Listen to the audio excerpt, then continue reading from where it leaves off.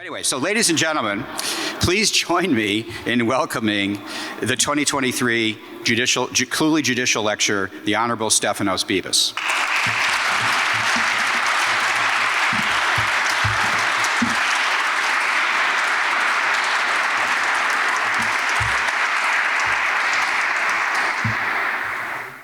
Thank you, Randy, an old and dear friend whom I missed out on the chance to have as a colleague. Thank you to Dean Traynor. Thank you, Ilana, and all the wonderful people who made this happen, my former clerks and fellow Americans. So, I've been a judge now for about 6 years, and when I told my kids I was coming down here tonight, my very chatty daughter, Katya, said, well, what are you doing? I'm talking. Well, why are you talking? Well, people want to hear what the judge has to say. And she perked up and said, oh, I want to be a judge. Then people want to listen to whatever I want to say. But when I was nominated to the court 6 years ago, I kind of kept it under wraps until the president was about to announce it. And I told my kids. And my eldest son, who's now 15, said, so do you get a hammer? I said, it's called the gavel. And then my second son, Max, said, do you get to carry the hammer around town? I said, no. But I think they had this image of me as like Thor, kind of like one of these crusading superheroes going around town righting wrongs. And the point of my talk today is to disabuse some people of their misunderstanding of judges as Thor. Right. The title of my talk is Serving the Public, Judging Humbly and Accountably. And it may not be kind of the kids' vision of judging, but I think it's more true to the founding documents that stand behind us. So, for those of us who are accursed to be intellectuals, there's the constant temptation of elitism. And many of us read Plato, many of us were almost seduced by Plato into thinking that the job of elites is to be the philosopher kings. And then there are the more modern takes on the Platonic idea who view elites as our prophets, as our spokesmen for what the public should want, that, you know, Rousseau, we can channel what the general will ought to be, or Lenin, that we can make things anew, and that our founding fathers emphatically stood against. They understood the judicial role was a much wiser role. And judges' job was to be public servants, not leaders. Our highest authority in this nation is not a king, not a tyrant, not an oligarchy, but we, the people of the United States. And our government derives its just powers from the consent of the governed. The authorities are here to serve the public, not dictate to it. And the oath that we take, the oath that stands on my wall, is one to support and defend the Constitution against all enemies, foreign and domestic. This is a country that takes words very seriously. Unlike other public servants, we federal judges aren't elected. We're not subject to recall. Our appointments process is a very indirect check. It's on the front end to leave us free to follow the law and those words to unpopular outcomes, whether it be protecting flag burning or protecting dissenters who won't say the Pledge of Allegiance. So our job is not to make policy on what the law should be, and not necessarily to be democratically or demographically representative. As much as we talk about diversity these days, our job is not to inject our own will or our own background, or necessarily to represent statistically the educational experiences of the populace.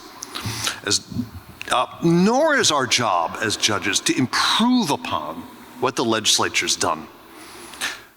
We're not supposed to dynamically update it, to reflect what it must have meant, what the lawmaker would have said, as one well-known judge in the Heartland postulated just a few years ago. There's a part of government that's tasked with that, Congress. A few years ago, a debate about drug policy in this country burst out into the open and landed in my courtroom. And there was the traditional approach, which was punitive, criminal prohibition. There's a more modern approach. Some people said, no, we need to shift. We need to move to a public health approach. We need not to criminalize, but rather to reduce harm. Have safe injection sites for people who are going to inject themselves anyway. And with the help of my wonderful clerk, Julia, over here, I worked very hard on crafting an opinion that made abundantly clear that there were people of goodwill on both sides of this debate. And our job wasn't to figure out which one was right in God's eye. Our job was to spell out what Congress had enacted when it passed the crack house statute and amended it in the so-called rave statute. Was it just limiting itself to crack houses and raves? Or was it also reaching all premises that were opened for the purpose of facilitating drug use? And those competing, dueling visions of drug policy are equally valid. Either one could be enacted by a Democratic Congress, and neither one should be stymied by an unelected judiciary. Our job is to read the text that has been entrusted to us by Congress, not what makes sense to courts today, or what the particular legislators had in mind. Rather, we're to spell out what the law is based on previously enacted sources of law, and to keep other parts of government in their lanes, rather than letting the executive arrogate to itself the power to rewrite or to update. So, that means our source of authority is different from that of the other branches. I don't understand why some people want us to try to be a super legislature. We already have a legislature. We already have an executive. Our legitimacy as judges comes not from democratic selection. It doesn't come from our being represented demographically or socioeconomically or educationally or any other way. Our legitimacy comes from our experience and learning in following previously democratically enacted law, which hopefully brings with it some measure of wisdom and prudence. Showing our work is an important part of this. I'm sure most of you are familiar with Federalist number 78, the famous one about the judiciary, in which Alexander Hamilton, I'm proud to be an alumnus of his college, wrote that the judiciary has, quote, neither force nor will, but merely judgment. If we exercised will instead of judgment, we'd be displacing the legislature. We don't need 3 chambers of the legislature. There are already 2. If we take that restrained role seriously, that gives us 2 principles for judging, the ones I'm going to talk about today. The first, so the title of my talk, I should say, is Serving the Public, Judging Humbly and Accountably. So my first principle, which might sound like a paradox, is to judge humbly, to try as much as I can to be a public servant, subservient to the Constitution, to the laws, and to the precedents. And secondly, to embrace accountability, to show my work, to explain myself to the people clearly, and to earn the public's confidence. So let me talk first about this paradox or Zen koan of judging humbly. We judges have to draw on the insights of others. We're supposed to fade into the background. Arrogance is deadly. That's part of why we typically don't become judges until middle age, until for many of us, the tribulations of marriage, of parenthood, of home ownership and career have, we hope, sobered us out of some youthful hubris. Yes, we've all been there. The question is, can we recover from it? There are dangers. People you honor us to death. There's a black robe syndrome. Hopefully we've been beaten enough with the slings and arrows of outrageous fortune, or maybe 13-year-olds, to take us down from a peg or two. We also have to guard against jumping to conclusions. There's this well-known psychological bias that we want closure. We want to make assumptions. We want to get somewhere. And we have to force our minds to stay open long enough to consider the other side, to think about why we might not be right as part of the process to getting to be as right as we can be. Guarding against hubris, how do you do that? Well, first of all, I don't purport to be an oracle or an expert on this. I'm fallible. To the extent I have any wisdom to impart, it starts with having a life, not just work, which might be heretical here in Washington. It requires, it certainly is aided at least by having a faith community, having rules to live by striving to live for others through charity, through acts of charity. And I don't mean by that just writing a check. I also mean comforting people in need, people in person. By trying to maintain friends outside the law. Presumably we all had friends outside the law before we went to law school. I know it's hard to imagine, but we have lives, interests beyond the law, but trying to keep those open. And by trying to maintain ties to family. I think parenting in particular is humbling. When I was asked at my Senate confirmation hearing, what experiences have prepared me to go on the bench? Well, I mentioned some cases, I mentioned some clients, but in retrospect, having multiple voluble children and worrying about, if you can manage the appearance of impropriety or inequality with kids, you've got it made. So they are really very careful detectors of whether you've given one 7 tater tots or the other 8. Being a judge and being humble also means being open to changing one's mind, especially based on new evidence or new arguments, which psychologically, it's not natural, it's uphill. And so it requires constantly remembering this. Don't just tear down a straw man. Consider the best argument on the other side. Could I be wrong? What do the best lawyers and judges on the other side say, and why? When I'm hiring law clerks, I go out of my way to try to figure out, is this person going to be a yes man? Is this person someone who doesn't have the spine to tell me I might be wrong? It's hard. I'm an Article III judge. It's hard to say no, but I want to hear your point of view. And there's also a value to realizing that colleagues on the bench have something to teach you, that I'm not done learning, I'm just picking up the pace of learning. There's the wisdom of past judges, recognizing that I don't know everything, and I have to seek out the wisdom of those who've gone before. I have to acknowledge the value of durable precedent as reflecting the collective wisdom of judges over time, especially to the extent that it is not inconsistent with the Constitution or the statutes. But as a lower court judge, obviously that's a whole nother conversation to have. There's the wisdom of current judges who have different backgrounds.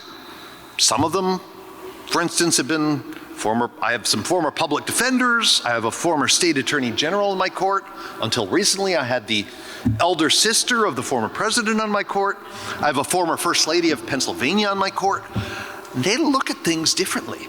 And differently doesn't mean they're wrong. Often it means there's something to teach me. So some of the saddest cases a federal judge gets involve the Individuals with Disabilities Education Act. There's some kid who's years behind in learning and doesn't know things. And so I get this opinion to write, and I start writing, this kid has only a 65 IQ, and she's 3 grade levels behind, and look at what a behavioral mess she is, and so it's not like it's the school's fault.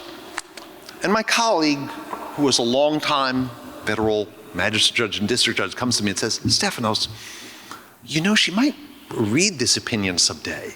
Could you write it in a way that's charitable to her? Like, it's overdetermined that her parents are going to lose this suit for private school tuition. But think about your audience. Think about how it's going to land. It's no less faithful to the law to write it with some grace notes. And so his advice made me more attuned to the sensitivities of litigants in a way that a bow-tied Ivy League former law professor might otherwise miss. There's also value to collaboration, to teamwork, to having devil's advocates around.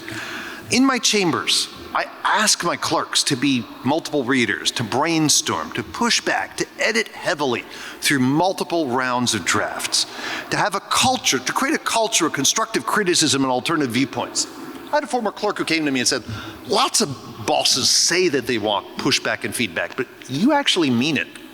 And it takes a certain level of humility to keep in mind that you might be wrong and some 25-year-old new clerk might be right. If there's a problem with the writing, the judge's attitude should always be, it's the writer's problem. And I think there is a value, by the way, to hiring for ideological diversity. Justice Scalia, blessed memory, made a point of hiring a counterclerk. I think there's a value for hiring someone for ability to get along with those with different views, not people for whom politics is a religion, let alone a cult, or for people who can't stand the other political tribe. That calls for a culture of respect for different viewpoints and confidentiality, in which people can say dumb stuff and not worry that they're going to get canceled, it's going to get held against them. Our society would benefit a lot if people could say dumb stuff and not worry that it would deperson them or deplatform them. Because saying dumb stuff is part of a democracy. That's how we improve without constantly having to police every word. I also think, by the way, that a culture of respect has to start with you. My best friend on my court was appointed by President Obama. She knows that I look at things very differently. We've disagreed, sometimes forcefully, but we've disagreed on the substance and not in a way with snark or vitriol or impugning one another's motives. And that helps each of us to keep an open mind that the other side might be right. We all need friends like that across political divides, because what unites us as Americans, fidelity to the Constitution, to the rule of law, to a government under law, is much more profound than what divides us. Judging humbly also means respecting the roles of other actors. Legislatures have the prerogative to exercise will and to make policy choices. They've got output subject to bicameralism and presentment and veto, but it's what they wrote that's subject to that, not their subjective intentions that didn't run that gauntlet. Respecting not only the prerogative of legislatures, judges should also respect juries, the value of common sense. There's a real value to common sense that overeducated types can lose sight of. We shouldn't twist the parties' arms too much to deny them these jury rights, as it's tempting to do in the name of efficiency. And we need to give them clear jury instructions and forms to let their common sense operate. And finally, respecting not just legislatures and juries, but also the prerogatives of states to vary. We have to be humble in predicting how they'd rule, what their case law actually points to, not what makes sense to me in a diversity case. We have to defer to them on habeas review and not micromanage or nitpick them and ask, were they faithfully following federal law? If so, there are other actors in our constitutional system. The job of the federal judge is to keep them from flouting the law, not from reasonable disagreement in how to apply unclear law. Now, the next point of a humble judge might seem pretty obvious. Follow the law. Our job is to parse the properly enacted laws carefully and to parse them closely. This is an area, by the way, in which the late, great Justice Scalia has really changed the culture since I was in law school. We can think back to being in law school where we would read opinions that said the legislative history is unclear, therefore we go back to the text. We judges don't write opinions like that anymore. We must be slow to invoke deference. First, our job is to squeeze all the juice we can from what the law actually says. And humility in following the law also means being cautious in those pockets of federal common law and cautious in predicting state court decisions under Erie, maybe even certifying questions. to the state Supreme Court. We do historically have a greater flexibility in areas of federal common law, federal sentencing.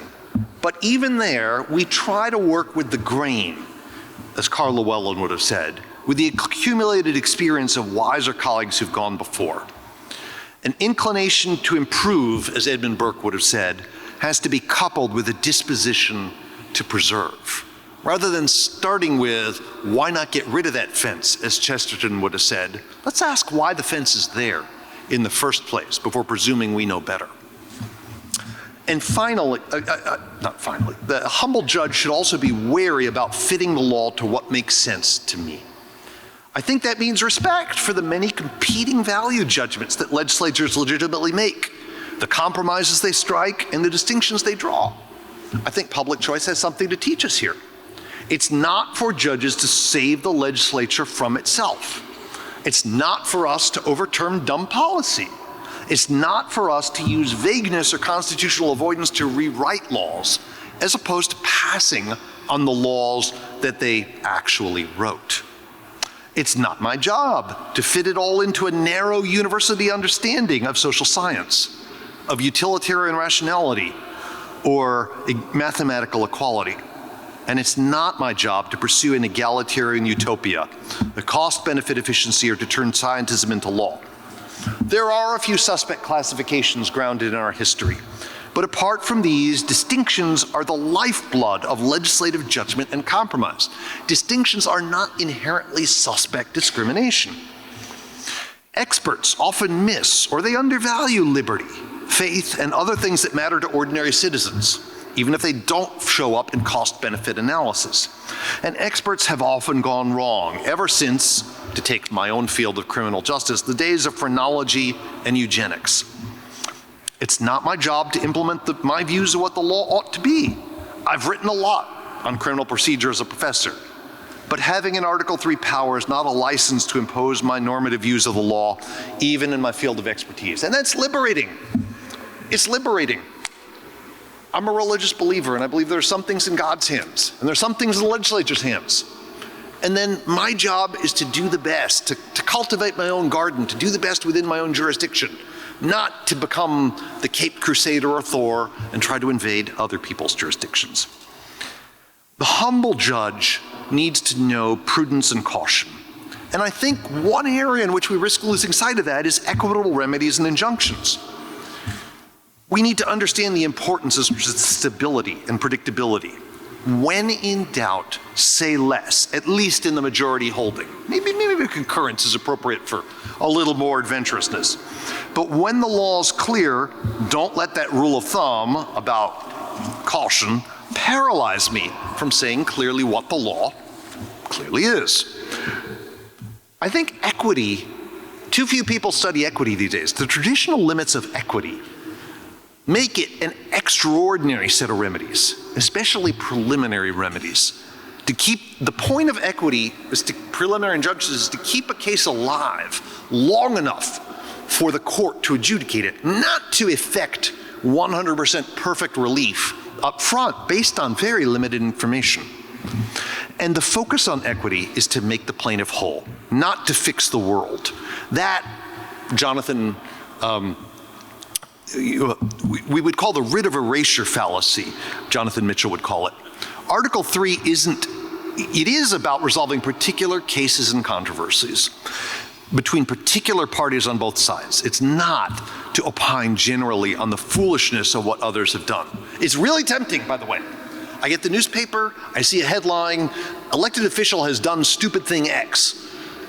I have to stop myself. I vent to my clerks, but it shouldn't leave chambers. Our adversarial process works only when there's concrete standing, ripeness, and adversity of stakes. Again, much as I would like to opine on much more than that, that restrained understanding of my role helps to keep me in my lane. There's a real danger, by the way, in the overuse of preliminary injunctions. We jump to conclusions. We freeze in place our first instincts about the likelihood of success on the merits, when historically equity wasn't about prejudging that.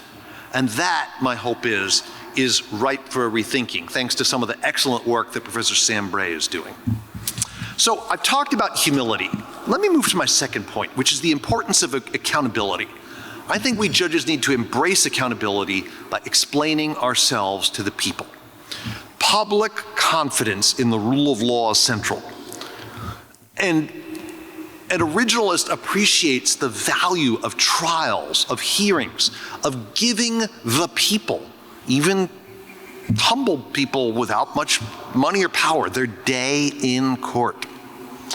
I've written about the criminal trial as a morality play, as an educational social theater. About sentencing is where the victim and the defendant and the community really confront the moral judgment of the community, of the jury, of the legislature, as well as the judge. Of the importance of making sure that a pro se litigant, we've done everything possible to include that person rather than brushing the person away as an annoyance. And I can tell you, pro se litigants can be very annoying. Our job is to resist that irritation and not just to force everything into plea bargaining, a subversion of our constitutional structure. Justice delayed is justice denied.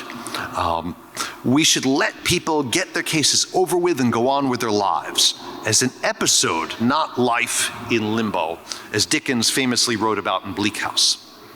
Our authority as judges depends on showing our work as firmly grounded in fact and law and applying it through fair, neutral procedures with rigorous logic. So we swear in our oaths that we're going to do justice without respect of persons. So the law is fixed ahead of time. It doesn't matter who's popular and who wins this particular case. If we can explain ourselves to the public as clearly as possible, we can justify the confidence that the public puts in our judgments and stay far away from political or financial entanglements with either side that could create even a whiff of doubt about whether we're being fair to both sides. Another way to be accountable is for us to engage with the bar and the public. There is a danger that the constant gotcha ethics scandals will drive us into monastic isolation. And isolation can undercut the judiciary because we judges are part of the body politic. We're not over and above it. We should be visible at nonpartisan civic functions. We should engage with people in person, not just through screens. And that was one of the real costs of COVID and the pandemic measures. We shouldn't just stay in our ivory towers. It's important to be part of the community. The late, great Chief Judge Eddie Becker of the Third Circuit, former ward leader, just knew people in and around Philadelphia, welcomed them into the courtrooms, and that was really a part of people coming and literally seeing justice as it was being done. There's also a danger of an unlettered public that doesn't understand our constitutional principles. A lot of things that we do as judges involve civic education. We spend a lot of time talking to classes of 8th graders, 11th graders, trying to explain the principles of free speech, the principles of the American Revolution, the separation of powers. And we try to inculcate civic virtue, a commitment to the Constitution and a commitment to the rule of law. I don't know how many people here have some recent immigrant roots. My dad is a Greek immigrant. And knowing a country where people are still, unfortunately, pressured to give bribes makes one all the more grateful for a place where bribery is not tolerated, it is prosecuted, where the police show up. And there are precious few places in the world. So all the people who are very down on this country should ask, as my friend from Sierra Leone asks, why are there lines at the embassy in my country to come over here and not lines in America for people to emigrate to these other countries? The rule of law is something we take for granted. It's a precious inheritance, and we lawyers need to do our part to preserve it and to make people realize how grateful we should be for it, rather than criticizing it.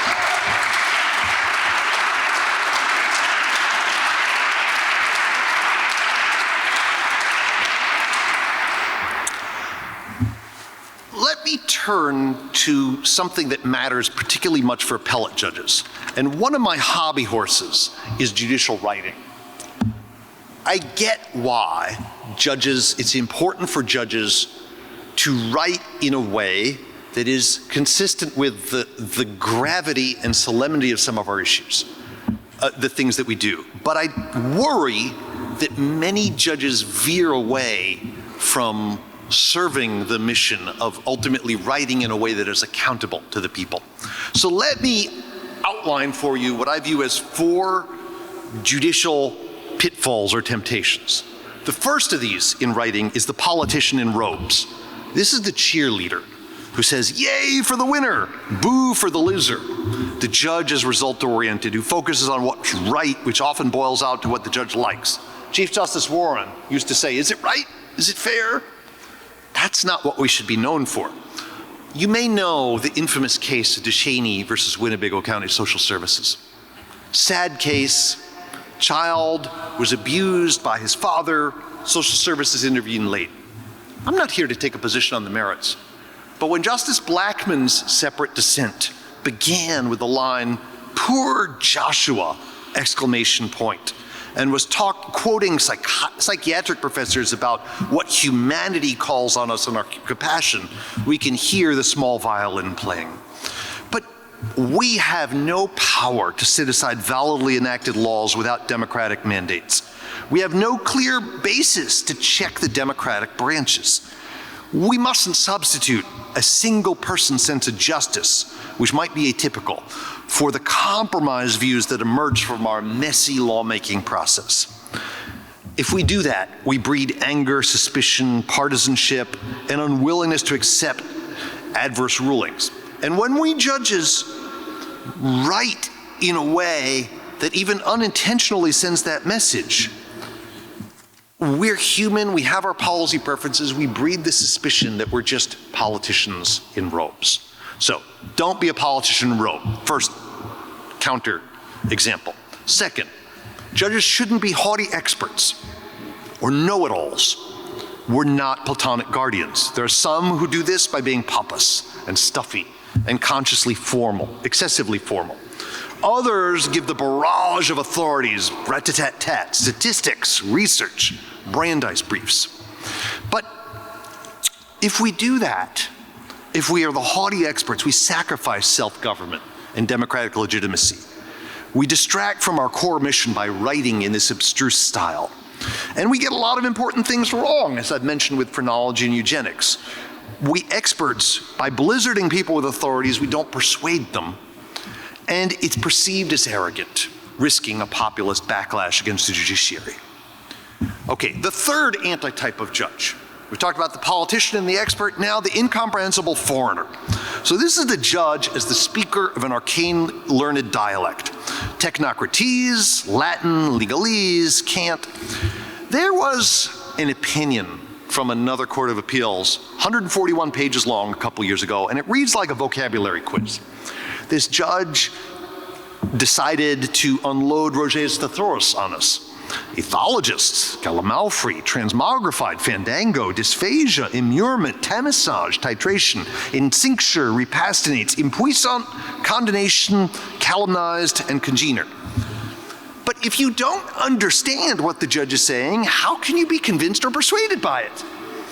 And democratic citizens need to be engaged. Without that, the law loses its legitimacy, it loses the moral credibility, which it badly needs for people to voluntarily comply with the law. My final antitype is the judge as show-off. The judge who's bending over backwards, trying too hard not to be the foreigner, but trying to be cool, cutesy, or clever, or slang, or bad jokes, or pop culture references. Now, I mentioned that we're usually middle-aged, so when we use the pop culture references, they're often inept and dated. There was an opinion by an otherwise fine judge on the Ninth Circuit who tried to liven up an explanation of why a class action defendant's promise was illusory because it had since sold the brand that was being challenged as having been labeled as natural. And the court wrote that this defendant, quote, thus essentially agreed not to do something over which it lacks the power to do. That's like George Lucas promising no more mediocre and schlocky Star Wars sequels shortly after selling the franchise to Disney. Such a promise would be illusory. Now, if this wasn't enough, there's a footnote that came after it saying, as evidenced by Disney's production of The Last Jedi and The Rise of Skywalker. Now, The problems with being a show-off is that if we've got the black robe, that's supposed to manifest awesome impersonal justice. But for the show-off, it seems to be all about the judge's musings or even the judge's ambitions to be noticed. Look at me, look at me. And that's not authoritative. It can be disrespectful, especially when we judges confront deeply personal cases like criminal or immigration cases. If we have cutesy or clever humor or pop culture or snark, it is not fitting. So what's the antidote? It might seem surprisingly simple, to pursue clarity through brevity and simplicity. Our touchstone as judges, appellate judges certainly, ought to be clarity to the public. And the best ways to write clearly are for us judges to write shorter opinions in simple language. First, we judges need to make our opinions shorter. The most thorough judicial opinion in the world is useless if it buries its point on single-spaced page 37. To be sure, part of the problem with our opinions comes from lawyers' culture. After all, you become a judge after a lengthy career as lawyer, and Justice Gorsuch, who is a wonderful writer, quipped that only in legal profession do we call 50-page documents briefs. But for a profession that bills in 6-minute increments, you would think we would be more respectful of other people's time. In an age with so many competing demands on our time, work, family, media deluge, asking the average American to read and comprehend these judicial opinions is asking too much. Of course, we don't expect citizens to read all of them, but for those interested in the topic, judges owe it to them to present the facts, the rule, and the holding concisely. By the way, I can never predict which opinions will get people's attention to go viral. I listened to Justice Thomas give a talk. He was talking about going and visiting Gettysburg, and someone ran up to him with an opinion of his to autograph. He said, this is about like the Federal Maritime Commission Act. Like, yes, this is important. These are the liberties you fought to protect. So like, who knows? Random people read random things. I still continue to hope for that. There is occasionally such a thing as too short, but we're rarely in danger of that. We need to cover all the issues, but we can't be perfunctory. The point is not a particular number of pages, but keeping the goal of persuading the audience in mind will anchor our skill and our craft of judging. Now, in addition to writing shorter opinions, we also need to write more simply, using plain language. The shortest opinion in the world is useless if we write it in Latinate legalisms. To couch analysis in a sea of legalese and dreary language, acronyms, and needless definitions serves only to confuse. You shouldn't need 7 years of higher education to decipher what a judge says. And the habits are offensive to the reader's intelligence. The average person doesn't need to read John Smith, Smith or John, and Jane Doe, Doe or Jane. Collectively, defendants come before the honorable court as defendants. Why don't we just say the defendants are John Smith and Jane Doe? If we write accessible opinions, we can demystify them. We can dispel suspicions. We can help citizens hold courts accountable and build trust in our process and judgments. So what are the benefits? Writing shorter, clearer opinions helps the public. As a matter of due process, it gives them better notice of what the governing law is, makes it more determinate. They don't read all opinions, but sometimes they do. It also constrains the power of politicians and talking heads to shape the narrative about what we courts are actually doing, and it shows the public that we're not just politicians in robes. Writing shorter, clearer opinions helps lawyers. It saves time. It makes the law more determinate, and it inculcates good habits, countering our profession's long-standing bad tendencies. So go back to the very first novel, Don Quixote, where Cervantes wrote, "But do not give it to a lawyer's clerk to write, for they use a legal hand that Satan himself would not understand." So, not good to be compared to the Prince of Darkness. And finally, writing more simply helps us judges ourselves. It forces us to improve our reasoning. A mentor taught me that fuzzy writing conceals fuzzy thinking. The great statutory interpretation expert Reed Dickerson wrote, "The price of clarity, of course, is that the clearer the document, the more obvious its substantive deficiencies." It forces us to figure out which issues matter and what flaws there are in the reasoning, and we have to put our cards on the table. If we write clearly that we judges will be held accountable, we will have to up our game, improve our craft. It also constrains us from indulging our policy preferences. We're human, we've got them. But even unconsciously, we have to be restrained from following what we wish the law were, as opposed to what it actually says. And the more we can be faithful to this order of battle, the better we will do that. Finally, writing clear, simple opinions constrains us from confusing expertise for democratically enacted law. So I thank you all for coming here. I thank you for your commitment to the rule of law. And I hope that, you know, my colleagues in Article 3, I'm heartened that there is a move towards better writing, clear writing, more accessible writing. If we embrace this humility, if we embrace accountability, as paradoxically it seems, we'll be better judges and we'll be better servants of upholding the Constitution in its 3rd century. Thank you.